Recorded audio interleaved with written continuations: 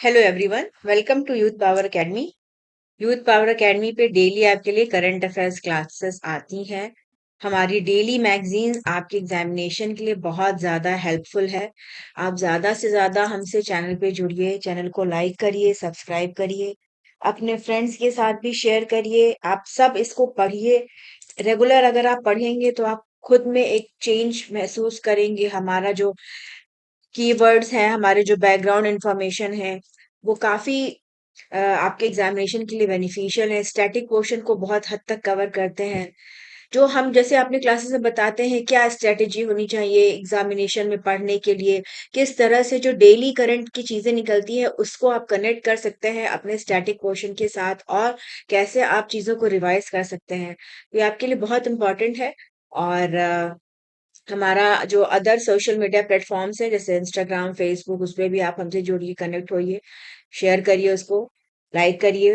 और daily live classes से जुड़ने के लिए आप व्हाट्सएप नंबर जो प्रोवाइड किया गया है इस पे कांटेक्ट कर सकते हैं।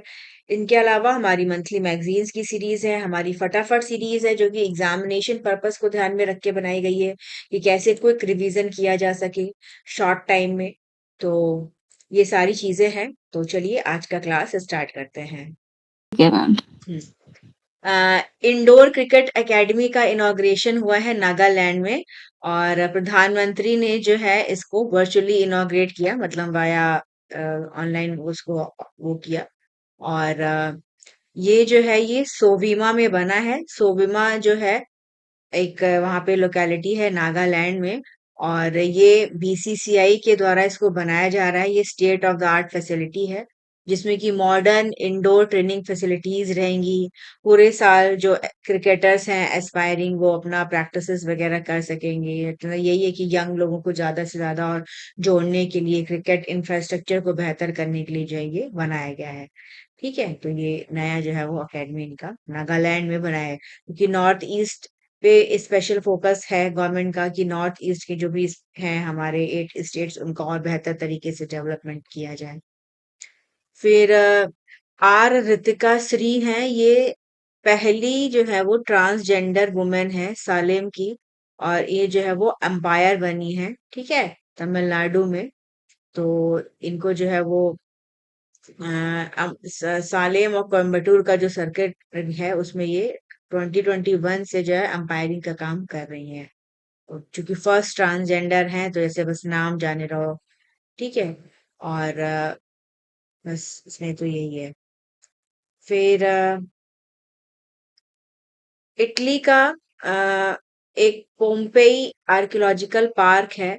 तो इसका इसमें जो है वो एआई का यूज करके इसको रिकंस्ट्रक्ट करने का किया गया कि कैसे जो है वो जो विक्टिम्स थे जब वॉल्केनिक इरप्शन रहा तो उनका अपीयरेंस कैसे होगा। और वहां पे एक्चुअली एक बहुत भयंकर वॉल्केनिक इरप्शन हुआ था, और उसकी वजह से एंशियंट रोमन सिटी थी 2000 साल पुरानी, ये पूरी तरह से डिस्ट्रॉय हो चुकी थी। तो एआई का इसका जनरेटेड जो है वो इमेज जो है वो इन्होंने किया और जनरेट किया कि कैसे जो है वो इसका कैसा वो दिखता होगा। ठीक है, तो ये है। और माना जा रहा है कि एआई का यूज करके जो भी क्लासिकल स्टडीज हैं उनका रिन्यूएबल किया जाएगा, और आगे आने वाले टाइम में इनके यूज से जो पिछली घटनाएं हो चुकी हैं, जो चीजें हो चुकी हैं उनके बारे में एक बेटर तरीके से चीजें पता चलेंगी। तो अब जैसे कि ये पोम्पेई आर्कियोलॉजिकल पार्क है, का लोकेशन जैसे है इम्पोर्टेंट रहेगा ये कहाँ पे है। और ये एक काफी प्रॉस्पेरस रोमन सिटी थी। इसकी जो पॉपुलेशन थी जब ये खत्म हुआ तो करीब 20-20 हजार के लगभग थी। और ये जो वॉल्केनिक इरप्शन हुआ था ये 24 आवर्स तक चला था, उसके काफी एशेस वगैरह पूरा फैले थे, इसकी वजह से इस जो सिटी है वो पूरी जो है वो डिस्ट्रॉय हो गई। तो मतलब एआई का यूज किस तरह से आपका क्लासिकल स्टडीज में हो रहा है, पिछली जो घटनाएं हुई हैं उनको एनालाइज करने में, जो एंशियंट टेक्स्ट हैं उनको स्टडी करने में, कैसे एक वर्चुअल टूर बनाया जा सके हमारा हिस्टोरिकल चीजों का, उस पे जो है वो अब एआई और भी काम जो है वो बेहतर तरीके से कर सकता है। तो ये इम्पोर्टेंट रहेगा। अब जैसे इसमें जो वोल्केनिक इरप्शन हुआ था जैसे माउंट वेसुवियस है, ये एक स्ट्रेटो वॉल्केनो है जो कि इटली के एक सिटी है नेपल्स यहाँ पे है। और तो इसका लोकेशन जैसे ज्योग्राफी के पॉइंट ऑफ से पूछे तो ये दोनों जो है वो इम्पोर्टेंट रहेंगे। ठीक है। और 79 एडी में वहां पे जो है ये हुआ था इरप्शन। तो ये सारी चीजें इसका जो लोकेशन है ये सारी चीजें इम्पोर्टेंट रहेंगी। फिर अभी यूनियन मिनिस्टर है लेबर एंड एम्प्लॉयमेंट, इन्होंने स्विग फ्री ये एक इवेंट हुआ है। तो इसमें जो है ये इन्होंने पार्टिसिपेट किया इसमें, celebrating women on the move, कि कैसे जो महिला है ये डिलीवरी पार्टनर्स के तौर पे बेहतर तरीके से काम कर रही हैं। और इसमें बताया गया कि जो महिलाएं हैं वो ज्यादा से ज्यादा जो स्विगी मार्केट प्लेस से उससे जुड़ रही हैं, इंस्टामार्ट से जुड़ रही हैं। और इस तरह ये जो अपना जो फाइनेंशियल है कंडीशन उसको बेहतर कर रही है, अपनी जो फैमिली है उसको सपोर्ट प्रोवाइड कर रही हैं। तो इसमें जो है मिनिस्टर इन्होंने बोला कि काफी ये अच्छा एक इनिशिएटिव है, महिलाओं के लिए जो है वो नई अपॉर्चुनिटीज आ रही हैं। और इन्होंने बताया कि कैसे हाल फिलहाल के टाइम में जो female labour force participation rate है वो बढ़ा है। 2017-18 में ये 23.3% था, बढ़ के 2025 में 40% हुआ। और से बताया कि फीमेल अनएम्प्लॉयमेंट रेट जो है इसमें कमी आई है, डिक्लाइन हुआ है, 5.6% से घट के 3.1% हुआ है। मतलब यही है कि कैसे जो है वो डिफरेंट डिफरेंट प्लेटफॉर्म्स के थ्रू जो वुमेन है उनको एक बेहतर तरीके से जो अपना आजीविका कमाने के लिए जो है वो प्रेरित कर रही हैं ये सारी चीजें, और ये अपना आगे आके अपनी जो स्थिति है जो फाइनेंशियल कंडीशन है उसको और बेहतर बना रही हैं।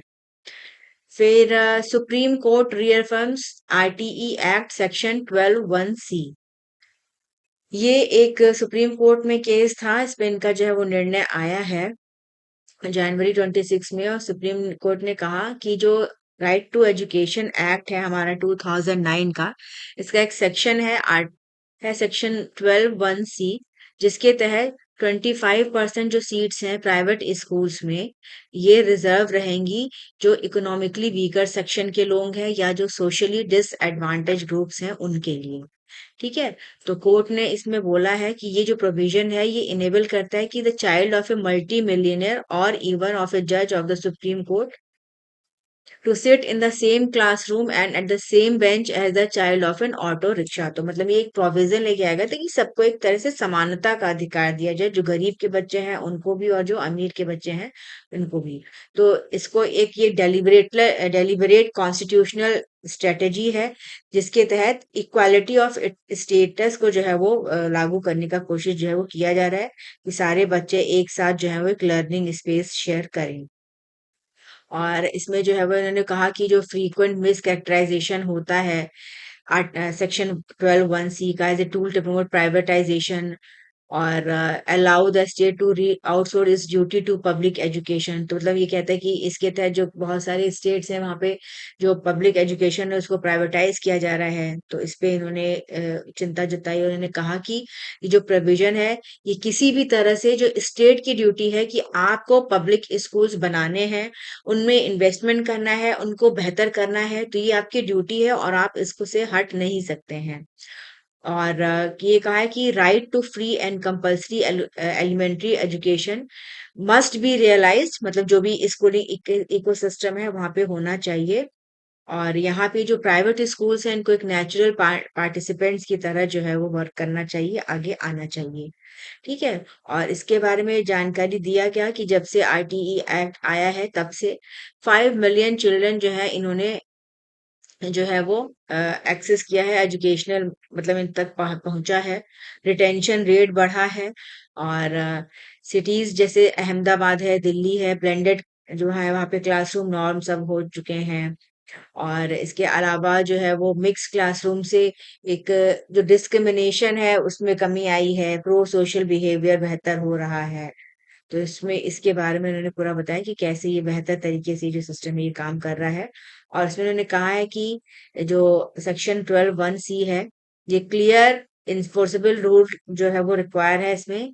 और सिर्फ एक मॉरल परसुएशन की तरह इसको नहीं देखना चाहिए, एक तरह से इसको एक ऑब्लिगेशन की तरह देखना चाहिए कि जितने भी स्कूल्स हैं वहां पे का जो ये है सिस्टम है इसको फॉलो किया जाए।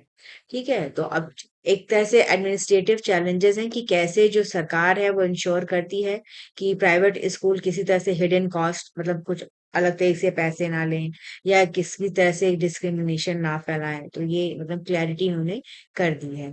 ठीक है? तो सेक्शन 12(1)(c) इम्पोर्टेंट रहेगा। आरटीई एक्ट 2029 ये क्या है? Right to education act guarantee करता है फ्री एंड कंपल्सरी एजुकेशन जो भी 6 साल से 14 साल की आयु के जो बच्चे हैं उनका। ठीक है? तो ये इम्पोर्टेंट रहेगा। फिर साउथ कोस्टल रेलवे जोन बनेगा और ये जो है वो आंध्र प्रदेश में बनेगा। 100% जो है ये इलेक्ट्रिफिकेशन आंध्र प्रदेश का हो गया है। रेलवे मिनिस्टर हैं अश्विनी वैष्णव, इन्होंने घोषणा की कि गजट नोटिफिकेशन जो है ये जारी होगा 1 जून 2026 को साउथ कोस्टल रेलवे जोन के बनाने के लिए। South railway coastal railway zone एक प्रपोज न्यू रेलवे जोन है जो कि मिनिस्ट्री ऑफ रेलवे इसके अंदर बनेगा और इसका जो हेडक्वार्टर है ये विशाखापट्टनम में रहेगा आंध्र प्रदेश में। और इससे जो कोस्टल रीजन का जो इंफ्रास्ट्रक्चर है एडमिनिस्ट्रेशन है उसको और बेहतर किया जाएगा। और जब आंध्र प्रदेश रीऑर्गेनाइजेशन एक्ट आया था 2019 में तो इसके तहत जो है वो एक डिमांड था कि स्टेट का एक डेडिकेटेड रेलवे जोन हो तो उसी को पूरा करते हुए ये बन रहा है। फिर प्रधानमंत्री मोदी जी इन्होंने 50th स्टेटहुड सेलिब्रेशन जो सिक्किम के ये पहले से न्यूज आ रही है चल रहा था तो इसमें पार्टिसिपेट किया और इसमें इन्होंने एम्फसाइज किया कि गवर्नमेंट का जो फोकस है वो कनेक्टिविटी और इंफ्रास्ट्रक्चर को बेहतर करने के लिए है स्टेट में। उन्होंने कहा कि कैसे जो है वो किलो मतलब काफी हंड्रेड्स ऑफ किलोमीटर्स ऑफ जो हाईवेज इनको कंस्ट्रक्ट किया गया है। जो विलेजेस हैं वो रैपिडली उनका जो है वो ग्रोथ हो रहा है। इन्होंने सिक्किम को ईस्टर्न पैराडाइज के रूप में जो है वो डिस्क्राइब किया। बोला कि इसका काफी ब्यूटी है मतलब एक स्पिरिचुअल जॉय भी है यहाँ पे। फिर इसमें कहा कि अष्टलक्ष्मी जैसे मैंने बताया कि गवर्नमेंट का स्पेशल फोकस है कि जो 8 हमारे नॉर्थ ईस्टर्न स्टेट्स हैं इनको और बेहतर किया जाए प्रॉस्पेरस किया जाए जो एक्ट ईस्ट पॉलिसी है इसके तहत। और इसमें कहा कि इन्होंने जो है कि मतलब कनेक्टिविटी को हम बेहतर करा जो है वो बना रहे हैं।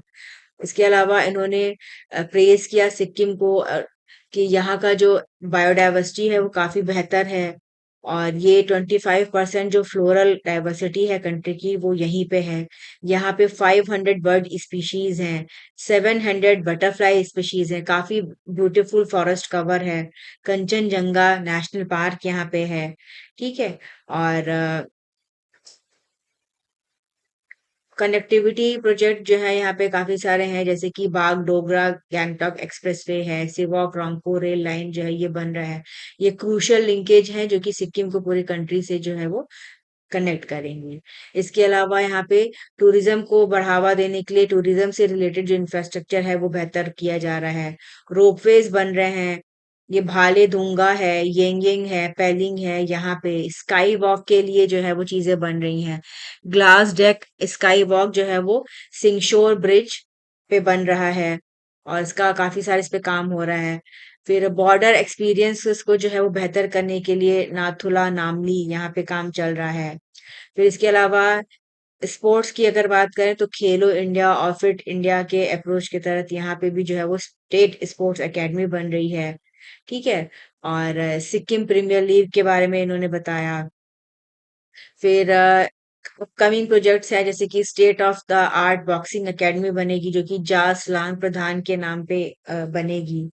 ठीक है? इसके अलावा इन्होंने सिक्किम का जो गवर्नमेंट है उसका इन्वायरमेंटल इनिशिएटिव्स की को काफी प्रेज किया और इन्होंने कहा कि सिक्किम 2016 में फुल्ली ऑर्गेनिक स्टेट बन चुका था। ये क्वेश्चन पूछा भी जा चुका है, पीसीएस में आ चुका है ये।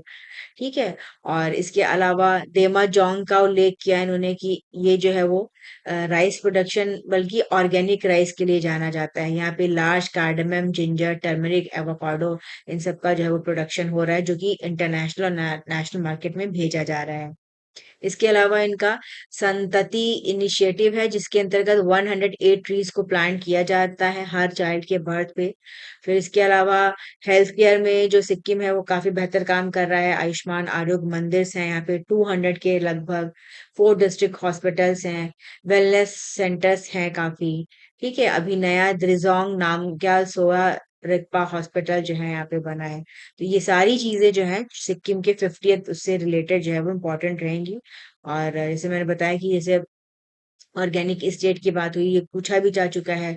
इसके अलावा कई बार ये आ गया है कि सिक्किम जो है वो कब बना, 22nd स्टेट है, 16 मई 1975 को बना, ये मर्ज हुआ इंडियन यूनियन से। ठीक है, तो ये सारी चीजें जो है वो इम्पोर्टेंट रहेंगी हमारे एग्जाम में। फिर इसके अलावा प्रधानमंत्री जो है वो यूपी की भी यात्रा पे हैं, तो बनारस पहुंचे और यहाँ पे इन्होंने काफी सारे जो डेवलपमेंट प्रोजेक्ट्स हैं उनको लॉन्च किया।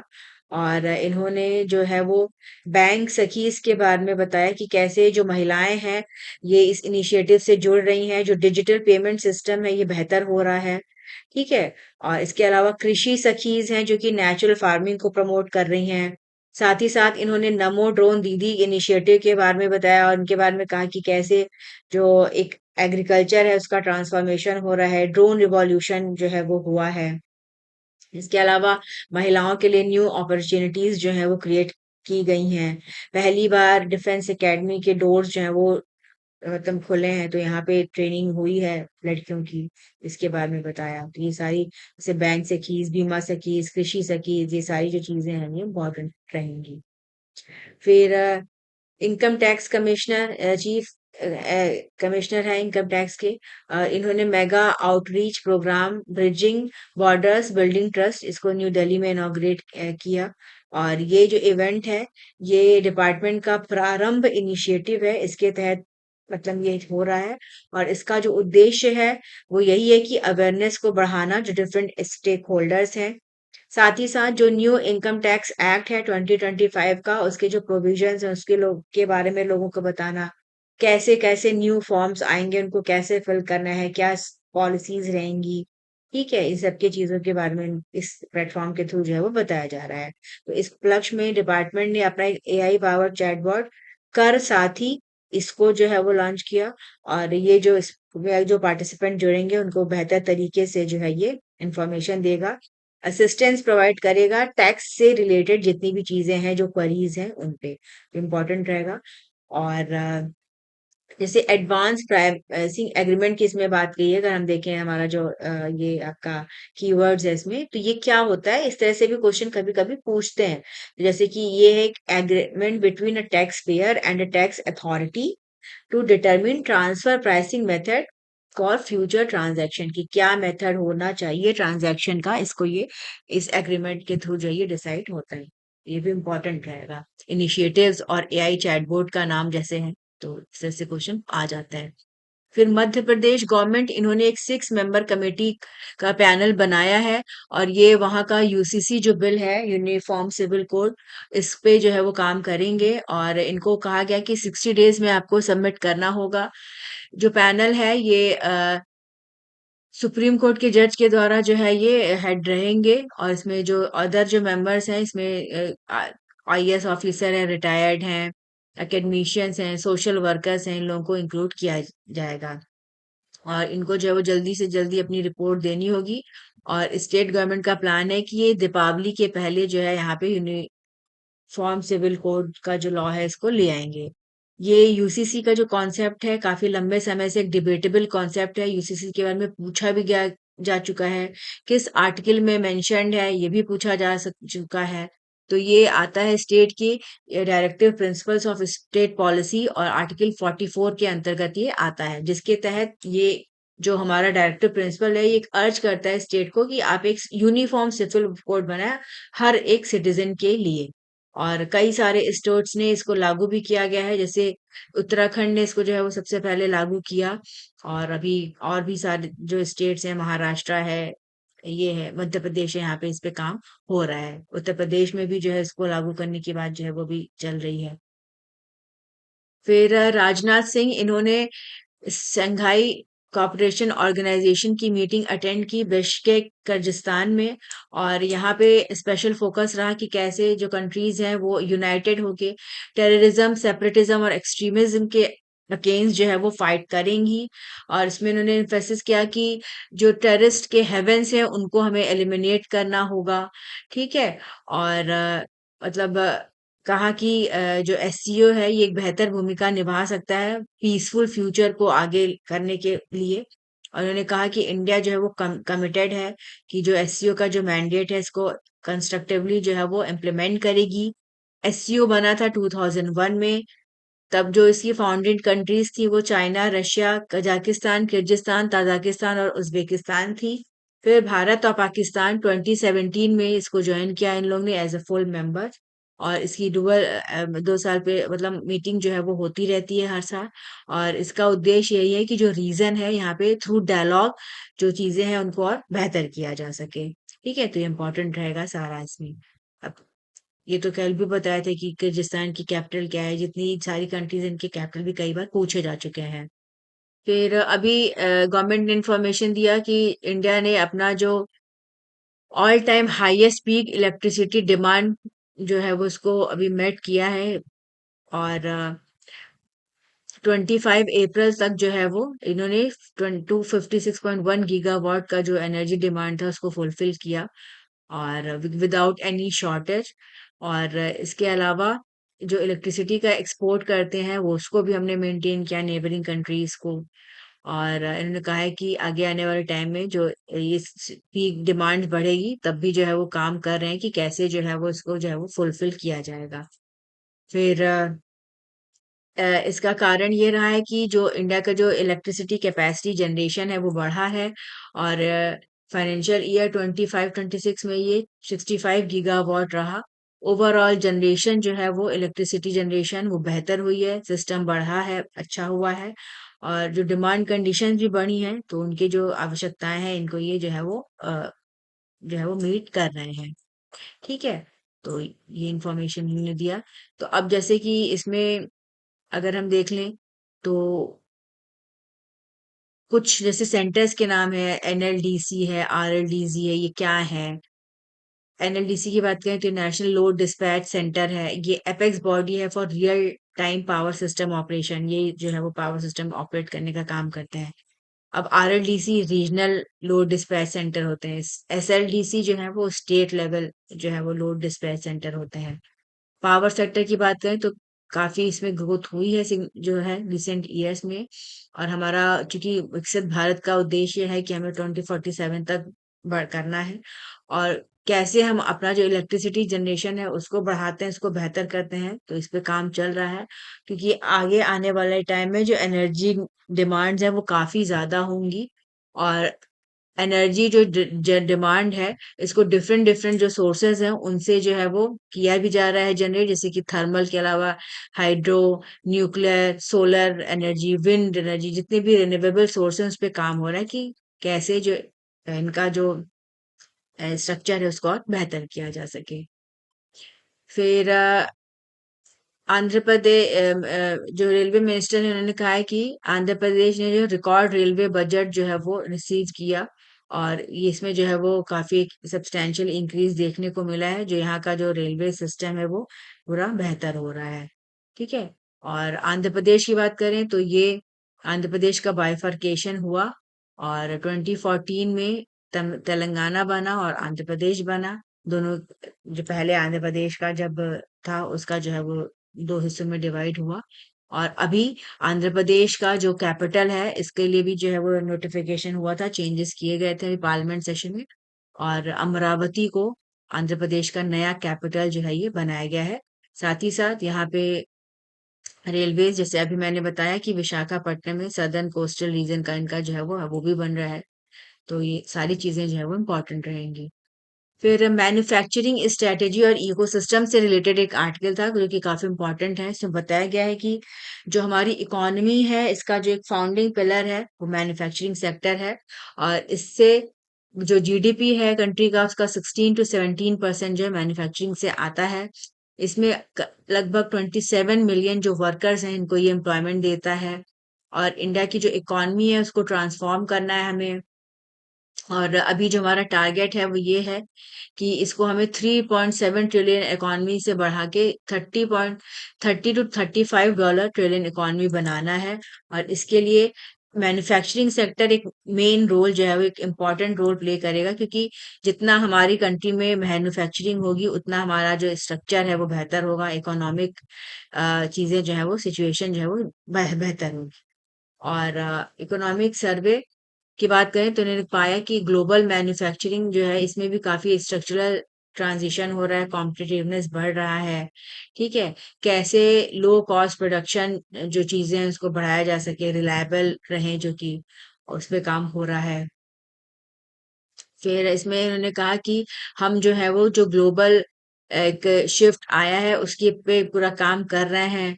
और ग्लोबल वैल्यू चेन ये एक सीरीज ऑफ स्टेजेस हैं जिसमें कि गुड्स और सर्विसेज को जो है प्रोड्यूस किया जाता है। एक हर एक स्टेज पे जो है वो कुछ ना कुछ एडिशन होता है। तो डिफरेंट कंट्रीज जो है वो इसमें एटलीस्ट जो 2 स्टेजेस होते हैं उस पे काम कर रही हैं।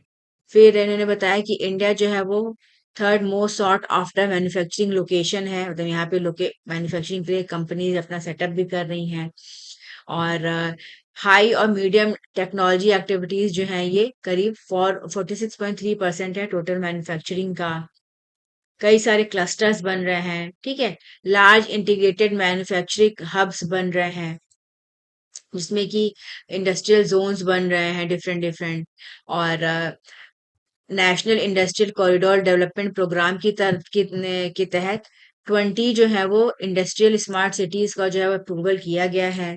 7 इंडस्ट्रियल कॉरिडोर्स बन रहे हैं 13 स्टेट्स में।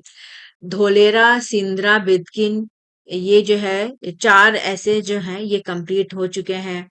इसके अलावा इंटीग्रेटेड इंडस्ट्रियल टाउनशिप बन रहा है ग्रेटर नोएडा में।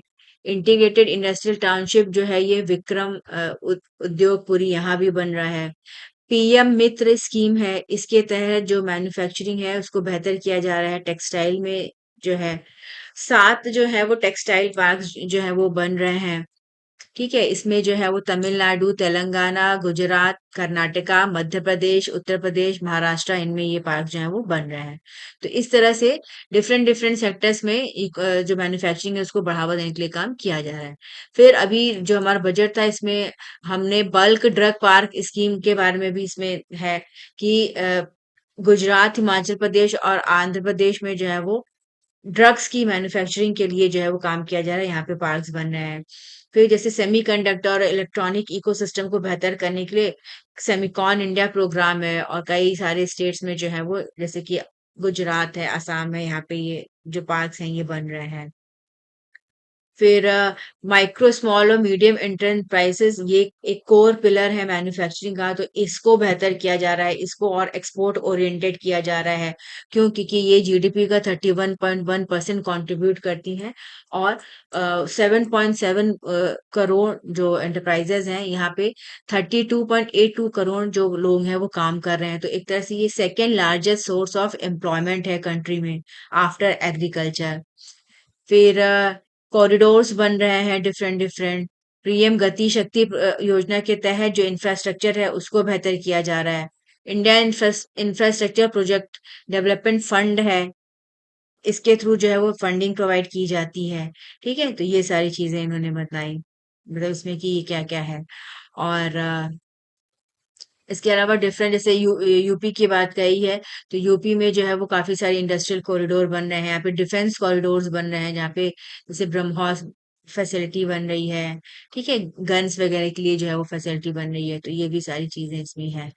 तो ये जो मैन्युफैक्चरिंग से रिलेटेड ये जो आर्टिकल है ये काफी इंपॉर्टेंट रहेगा। और अभी बायो फार्मा शक्ति इनिशिएटिव के बारे में बताया गया है, जो कि एक 10,000 करोड़ का एक आउटले है, इससे बन रहा है। और इसके तहत इंडिया को global bio pharma manufacturing hub जो है वो बनाना है। तो ये सारी चीजें इसमें इंपॉर्टेंट रहेंगी। फिर यूनाइटेड अरब अमीरात इन्होंने अनाउंस किया कि ये ओपेक को जो है वो छोड़ देंगे 1 मई से। और इसके तहत ये जो ऑयल कार्टेल है ये मतलब one of the largest producer हैं। और तो ये हट जाएंगे ओपेक से, तो माना जा रहा है कि इससे जो ग्लोबल ऑयल सप्लाईज हैं, जो प्राइसेस हैं, इन पे काफी इम्पैक्ट जो है वो पड़ेगा। और तो यही है। तो जैसे कभी कभी पूछ लेता है कि रिसेंटली कौन सी जो कंट्री है वो ओपेक से उसने अपने को बाहर कर लिया, तो ये जैसे कि किसी भी जब इस तरह की चीजें होती हैं तो आता है। फिर अगर हम यूएई की बात करें, यूनाइटेड अरब अमीरात, तो ये पर इनका डे जो ऑयल का प्रोडक्शन है ये 3 मिलियन बैरल्स के लगभग है। और ये 1967 से ओपेक की मेंबर कंट्री थी। ओपेक बना 1960 में, अभी करंटली 13 मेंबर्स हैं इसके। और इन्होंने जो ग्लोबल ऑयल प्राइसेस रहते हैं उनको एक स्टेबलाइज करने में एक अहम भूमिका निभाई। फिर 2016 में ओपेक प्लस अलायंस बना, और इसमें जो है वो जो नॉन ओपेक प्रोड्यूसर्स हैं जैसे कि रशिया, किर्गिस्तान, मेक्सिको, इनको जो है वो इंक्लूड किया गया। ठीक है। तो माना जा रहा है कि एक ये मेजर ब्लो रहेगा, और इसका जो है काफी सिग्निफिकेंट इम्पैक्ट फिर ऑयल सेक्टर पे देखने को मिलेगा। फिर बांग्लादेश ने अपना यूरेनियम फ्यूल जो है इसका लोडिंग स्टार्ट किया है। इनका जो पहला न्यूक्लियर पावर स्टेशन है ये कहाँ बना है, रूपपुर न्यूक्लियर प्लांट है ये। ठीक है। और ये बांग्लादेश में है।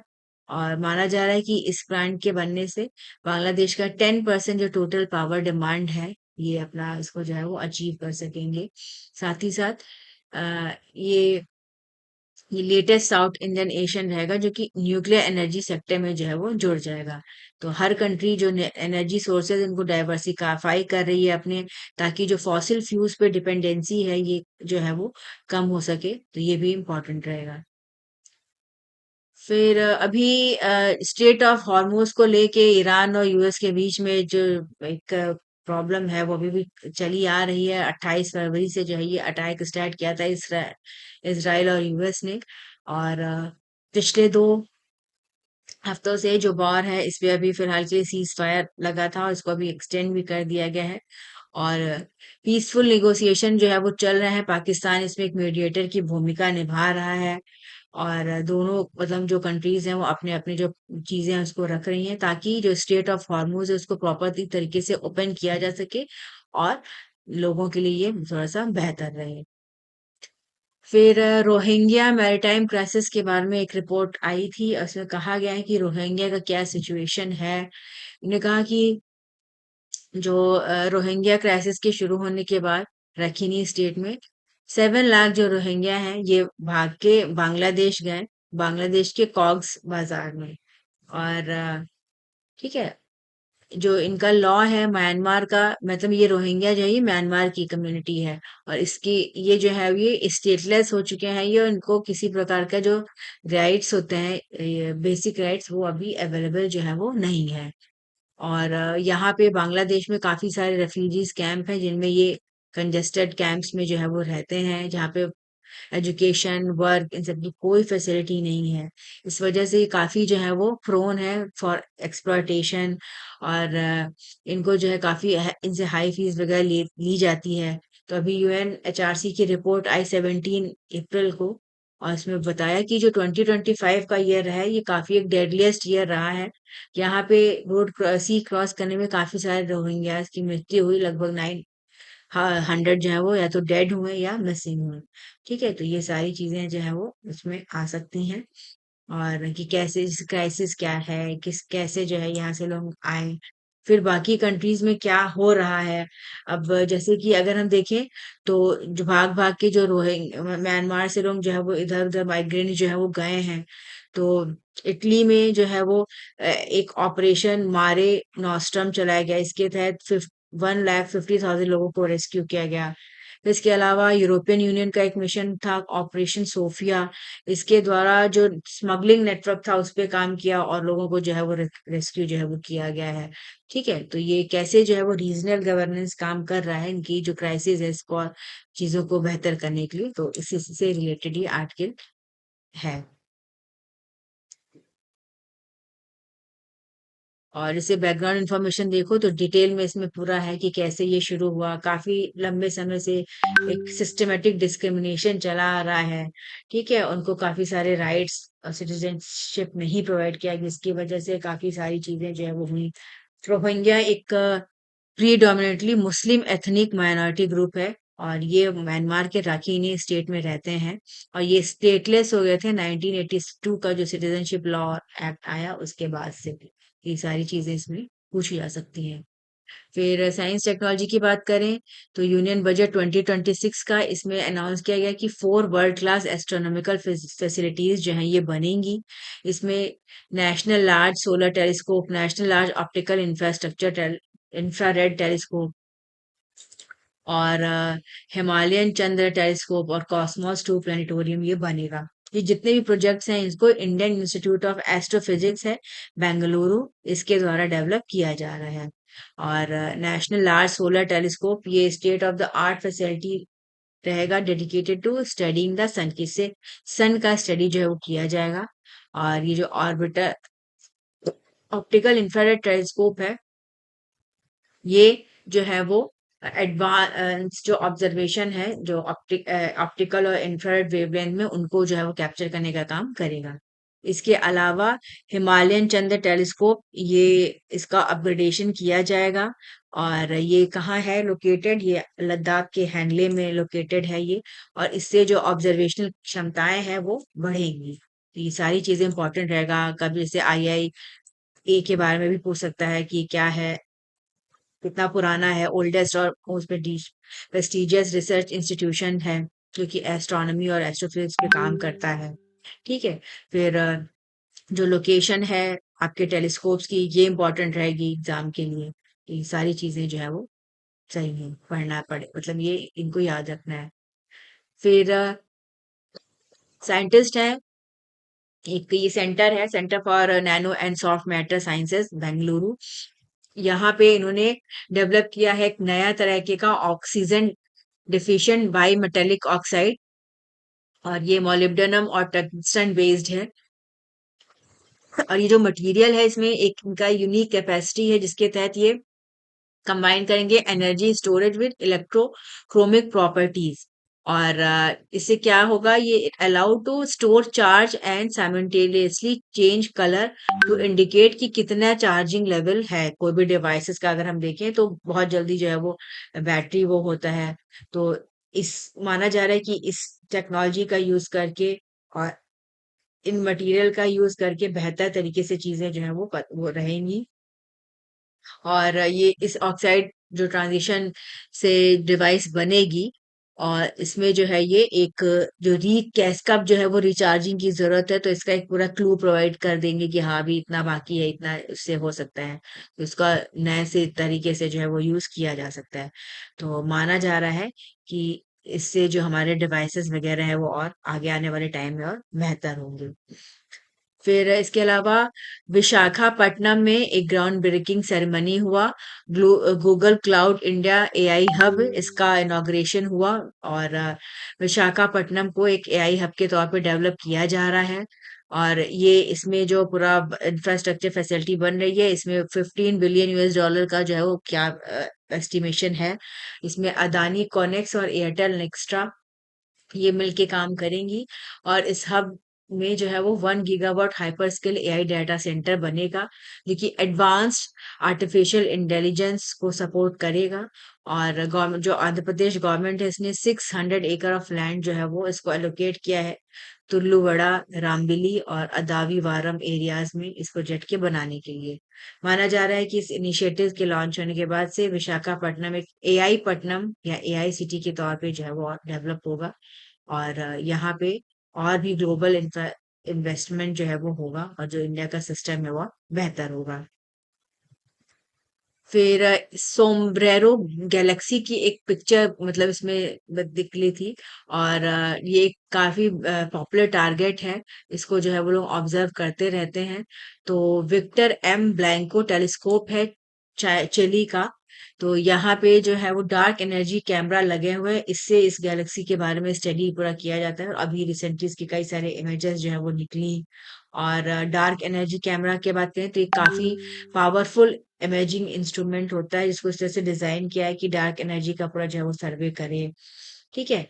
सर सोम्ब्रेरो गैलेक्सी को जो है वो M104 और NGC 4594 भी कहा जाता है। ये एक स्पाइरल गैलेक्सी है जो कि 28 मिलियन लाइट ईयर्स जो है वो दूर है। विर्गो कॉन्स्टलेशन में ये पाया जाता है। ठीक है, तो जैसे गैलेक्सी वगैरह का नाम भी जैसे कभी कभी पूछ सकते हैं, ये भी इम्पोर्टेंट रहता है। और जैसे इसमें जो कीवर्ड्स में देख ले तो विक्टर एम ब्लैंको टेलीस्कोप है, ये इसका लोकेशन क्या है, ये पूछ सकता है कि चिली में लोकेटेड है, तो इम्पोर्टेंट रहेगा। ठीक है, तो ये आज का सारा करंट अफेयर्स था, और आप चैनल पे हमसे ज्यादा से ज्यादा जुड़िए, चैनल को लाइक करिए, सब्सक्राइब करिए।